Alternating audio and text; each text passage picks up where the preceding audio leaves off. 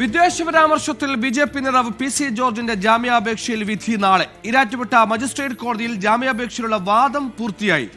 ജാമ്യം അനുവദിച്ചാൽ തെറ്റായ സന്ദേശം സമൂഹത്തിന് ലഭിക്കുമെന്ന് പ്രോസിക്യൂഷൻ വാദിച്ചപ്പോൾ ജാമ്യം പ്രതിയുടെ അവകാശമാണെന്നാണ് പ്രതിഭാഗം വാദിച്ചത്.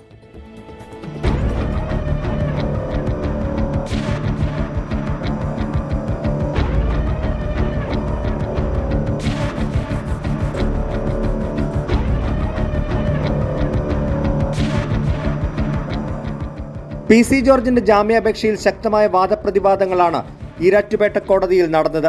ആരോഗ്യ പ്രശ്നങ്ങൾ ചൂണ്ടിക്കാട്ടിയായിരുന്നു പ്രതിഭാഗത്തിന്റെ വാദം.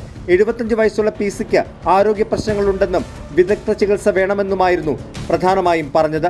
തെളിവെടുപ്പടക്കം പോലീസ് നടപടികൾ പൂർത്തിയായിട്ടുണ്ടെന്നും അതിനാൽ ജാമ്യം അനുവദിക്കണമെന്നും ആവശ്യം. എന്നാൽ പ്രോസിക്യൂഷൻ ഇതിനെ ശക്തമായി എതിർത്തു. ഹൈക്കോടതി ഉത്തരവ് ലംഘിച്ച പ്രതി തെറ്റുകൾ ആവർത്തിക്കുകയാണ്. ജാമ്യം അനുവദിച്ചാൽ അത് തെറ്റായ സന്ദേശം നൽകുമെന്നും പ്രോസിക്യൂഷൻ.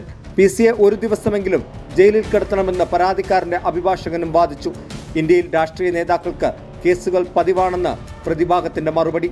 വിശദമായ വാദം കേട്ട കോടതി കേസ് വിധി പറയാൻ നാളത്തേക്ക് മാറ്റി.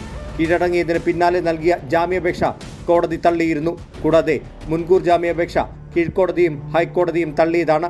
ആശുപത്രിയിൽ ചികിത്സയിൽ കഴിയുന്ന പി.സി. ജോർജിന്റെ ആരോഗ്യനില മെച്ചപ്പെട്ടിട്ടുണ്ടെന്ന റിപ്പോർട്ട് കോടതിയിൽ ഹാജരാക്കിയിട്ടുണ്ട്. Toby Johnson, 24 Kottayam.